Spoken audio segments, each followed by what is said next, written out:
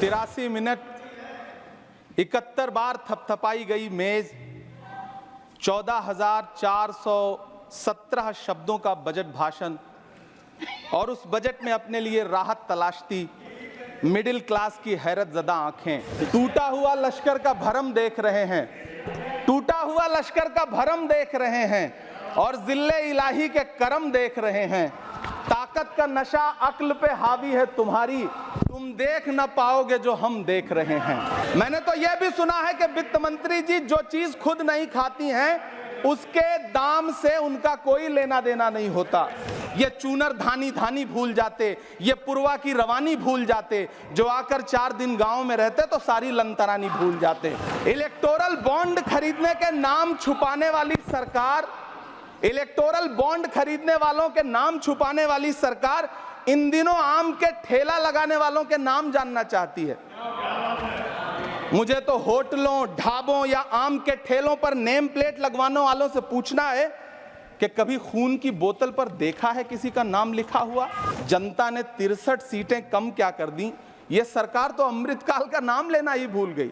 ये भूल गई है अमृतकाल को, ये भूल गई है मनरेगा को, ये भूल गई है मौलाना आजाद नेशनल फेलोशिप को, ये भूल गई है मणिपुर को, ये भूल गई है महाराष्ट्र को कि वो जो कुछ साल पहले 100 स्मार्ट सिटी बनाने का ढोल पीटा गया था, सुना है उस ढोल में पानी भर गया है, इसीलिए आपने उसका नाम बदल करके सिटीज ऑफ ग्रोथ हब्स रख दिया है। अच्छा है, नाम बदलने का खेल खेलते रहिए, आपकी कई सरकारें तो इसी वजह से चल रही हैं। 83 मिनट 71 बार थपथपाई गई मेज, 14,417 शब्दों का बजट भाषण और उस बजट में अपने लिए राहत तलाशती मिडिल क्लास की हैरत ज़दा आंखें। सभापति महोदय, मेरे हाथों में जो दस्तावेज है दरअसल ये देश के किसानों, गरीबों, मजदूरों की उम्मीदों का स्मारक है। ऐसा लग रहा है जैसे वित्त मंत्री महोदया ने बजट नहीं तैयार किया है बल्कि प्रधानमंत्री जी की मन की बात का संकलन तैयार किया है। टूटा हुआ लश्कर का भरम देख रहे हैं, टूटा हुआ लश्कर का भरम देख रहे हैं और जिल्ले इलाही के करम देख रहे हैं। ताकत का नशा अक्ल पे हावी है तुम्हारी, तुम देख न पाओगे जो हम देख रहे हैं। वित्त मंत्री महोदया ने इस बजट में महंगाई पर सिर्फ 10 शब्द बोला है। जिस देश में टमाटर 100 रुपए किलो बिक रहा हो, सभापति महोदय मेरा टाइम पॉज करें और बार बार इंटरप्ट करने को या तो मना करें। हाँ बोले, कृपया बोले। सभापति महोदय, वित्त मंत्री महोदया ने इस बजट में महंगाई पर सिर्फ 10 शब्द बोले हैं। जिस देश में टमाटर 100 रुपए किलो बिक रहा हो, उस देश की वित्त मंत्री के पास बजट में महंगाई पर बोलने के लिए सिर्फ 10 शब्द है। डीजल, पेट्रोल, आटा, चावल, दाल, सब्जी की महंगाई का तो कोई जिक्र ही नहीं। सावन चल रहा है तो प्याज और लहसुन का दाम पूछना तो शायद पाप होगा।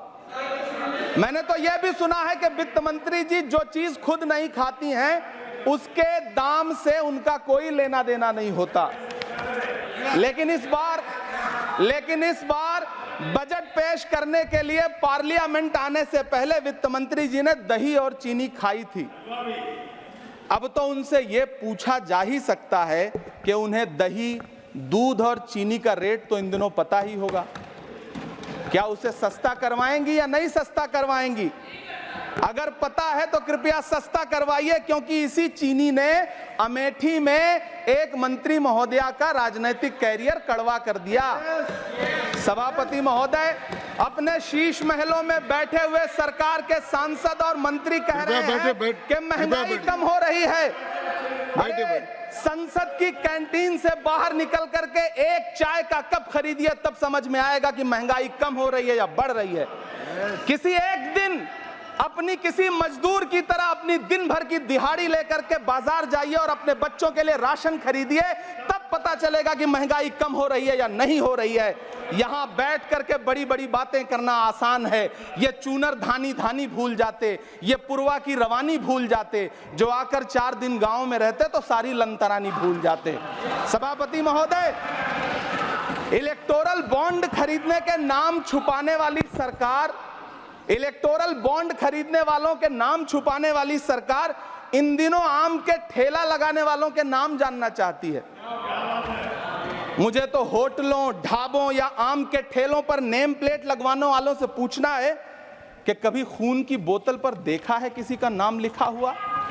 मुझे पूछना है कि क्या कोरोना के दौरान अपनी उखड़ती हुई सांसों के लिए ऑक्सीजन तलाशने वाले किसी इंसान ने ऑक्सीजन लाने वाले किसी इंसान से पूछा था कि ऑक्सीजन लाने वाला इंसान हिंदू है या मुसलमान है? मुझे पूछना है कि लावारिस लाशों के लिए कोरोना में कांधा देने वाले, चिताओं के लिए लकड़ियां सजाने वाले किसी इंसान से पूछा गया था उसका नाम, उसका मजहब? लेकिन इन दिनों पूछा जा रहा है सभापति महोदय। अफसोस देश के प्रधानमंत्री जी ने कभी न टूटने वाली चुप्पी ओढ़ ली है। सभापति महोदय, जनता ने 63 सीटें कम क्या कर दी, ये सरकार तो अमृतकाल का नाम लेना ही भूल गई। ये भूल गई है अमृतकाल को, ये भूल गई है मनरेगा को, ये भूल गई है मौलाना आजाद नेशनल फेलोशिप को, ये भूल गई है मणिपुर को, ये भूल गई है महाराष्ट्र को। मुझे गर्व है कि मैं राज्यसभा में महाराष्ट्र का प्रतिनिधित्व करता हूं। महाराष्ट्र जो देश की आर्थिक राजधानी है, जो टोटल कॉर्पोरेट टैक्स का 40%, इनकम टैक्स का 32% और जीएसटी का 20% इस देश को देता है, उस महाराष्ट्र के लिए इस बजट में एक शब्द नहीं है। आप बैठ जाए सभापति महोदय, आखिर महाराष्ट्र से किस बात का बदला लिया जा रहा है? महाराष्ट्र ने लोकसभा चुनाव में बाबा साहब अम्बेडकर के संविधान को बचाने के लिए वोट क्या कर दिया? प्रधानमंत्री जी तो महाराष्ट्र से बदला लेने पर उतर आए। अब तो शायद उन्हें याद भी ना हो यवतमाल का वो दाभड़ी गांव जहां 20 मार्च 2014 को वो किसानों के साथ चाय पर चर्चा करने गए थे और उनकी किस्मत बदलने के सपने दिखाए थे। उसी यवतमाल में पिछले 6 महीने में 132 किसानों ने आत्महत्या की है। सभापति महोदय, महाराष्ट्र में हर महीने 209 किसान आत्महत्या कर रहे हैं। राज्य सरकार द्वारा सौंपा गया आंकड़ा बताता है कि 1 जनवरी से 31 मई के बीच 1046 किसानों ने आत्महत्या की है। लेकिन अफसोस इस बजट में महाराष्ट्र के किसानों के लिए कुछ भी नहीं है। किसानों से चिढ़ी हुई सरकार ने बजट में किसानों के एमएसपी की लीगल गारंटी नहीं दी। लेकिन याद रखिएगा, जो किसान का नहीं वो हिंदुस्तान का नहीं। सभापति महोदय, मुझे वित्त मंत्री जी से पूछना है कि वो जो कुछ साल पहले 100 स्मार्ट सिटी बनाने का ढोल पीटा गया था, सुना है उस ढोल में पानी भर गया है, इसीलिए आपने उसका नाम बदल करके सिटीज ऑफ ग्रोथ हब्स रख दिया है। अच्छा है, नाम बदलने का खेल खेलते रहिए, आपकी कई सरकारें तो इसी वजह से चल रही हैं। इस सरकार को पढ़े लिखे लोगों से दिक्कत है सभापति महोदय, इसीलिए इस सरकार ने यूजीसी का बजट 66% कम कर दिया है। वाह री सरकार। सभापति महोदय, मैं वित्त मंत्री जी के संज्ञान में लाना चाहता हूं कि किशनगंज में एएमयू सेंटर के पास 224 एकड़ जमीन है। यूपीए सरकार ने सोनिया गांधी जी की अगुवाई में 136 करोड़ रुपए एएमयू किशनगंज सेंटर के लिए सेक्शन किए थे। लेकिन आपकी सरकार ने पिछले 10 साल में उस 136 करोड़ में से सिर्फ 10 करोड़ रुपया रिलीज किया है। 1.5 करोड़ की आबादी वाला सीमांचल बेहतर शिक्षा के लिए उस सेंटर की बाट जोह रहा है। मेरा आपसे सवाल है कि इस सेंटर का बाकी पैसा आप कब रिलीज करेंगे? मुझे उम्मीद है वित्त मंत्री महोदया जवाब जरूर देंगी। सीमांचल उसी बिहार में आता है जिसकी बैसाखी के सहारे आपकी सरकार चल रही है। वहां के लोगों को एम्स की जरूरत है। महानंदा और कोसी से होने वाली बाढ़ की तबाही को रोकने के लिए बांध बनाइए, सीमांचल के साथ सौतेला व्यवहार बंद करिए। इकोनॉमिक कॉरिडोर बनाने से किसी राज्य का विकास नहीं होगा, विकास होगा स्वास्थ्य और शिक्षा के बुनियादी मुद्दों के लिए बजट देने पर। सभापति महोदय, एक तरफ तो इस बजट में पीएम आवास योजना के तहत 3 करोड़ अतिरिक्त मकान देने की घोषणा है और दूसरी तरफ लखनऊ के अकबर नगर में 1280 वो मकान हैं जिन्हें रिवर फ्रंट बनाने के नाम पे बुलडोजर से जमींदोज कर दिया गया। सभापति महोदय, लोग चीखते रहे, बच्चे बिलखते रहे, वसुधैव कुटुंबकम का नारा लगाने वाली सरकार इंसानों के घरौंदे उजाड़ कर जश्न जश्न मना रही है सभापति महोदय। मेरा बहुत भावुकता के साथ देश के प्रधानमंत्री से सवाल है कि इन उजड़ते हुए मकानों और बेघर होते हुए घरों को देख करके आपको नींद कैसे आती है, आप सो कैसे पाते हैं? मेरा सवाल है इस देश के प्रधानमंत्री से, या तो लोगों के घरों से उजाड़ना बंद करिए या फिर करोड़ों मकान बनाने की झूठी घोषणाएं करना बंद करिए। यह बजट झूठ का पुलिंदा है। यह बजट आपके पिछले साल के बजट का कट कॉपी पेस्ट है। यह बजट हमारे चुनावी घोषणा पत्र की नकल करने की एक बेईमान कोशिश है। लेकिन कहावत है ना कि नकल के लिए भी अकल चाहिए। मेरे हाथ में एक तरफ न्याय पत्र है जो हमारा है और दूसरी तरफ अन्याय पत्र है जो आपका है। इस सरकार को आलोचना सुनने की आदत नहीं है सभापति महोदय। जब आप इनसे सवाल पूछिए तो ये कहते हैं कि आप बताइए 70 साल में आपने क्या किया है। मैं तो इस सदन में कहना चाहता हूं सभापति महोदय कि हमसे 70 साल का हिसाब मांगने वालों, जो सरकार अपना चलाया हुआ 2000 का नोट 7 साल नहीं चला सकी, वो हमसे 70 साल का हिसाब मांगती है। सभापति महोदय, मैं अंत में आपसे यह कहना चाहता हूं, यह बजट बैसाखी पर टिकी हुई सरकार का कुर्सी बचाओ बजट है। इस बजट में राज्यों के साथ, किसानों के साथ, नौजवानों के साथ, महिलाओं के साथ, देश के मिडिल क्लास के साथ अन्याय किया गया है और इस अन्याय का खामियाजा आपको महाराष्ट्र, हरियाणा और झारखंड के चुनाव में भुगतना पड़ेगा।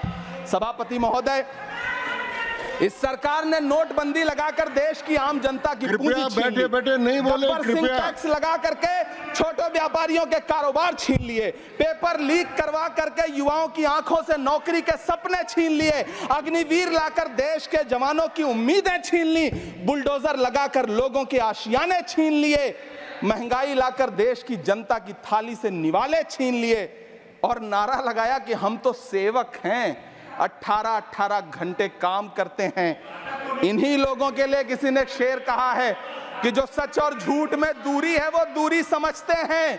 सियासी हाकिमों की हम भी मजबूरी समझते हैं। वो अपना हक समझते हैं निवाला छीन लेने को।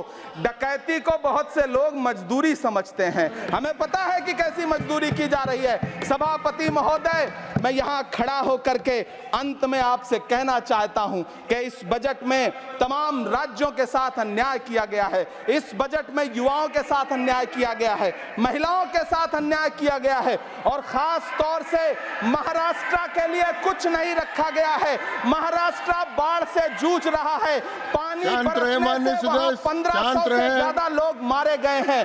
उस शहर को, उस राज्य को 4000 करोड़ के पैकेज की जरूरत है ताकि जो फसलें बर्बाद हुई हैं लोगों को राहत दी जा सकी। लेकिन अफसोस, इस बजट में महाराष्ट्र के लिए ऐसा कुछ भी नहीं है।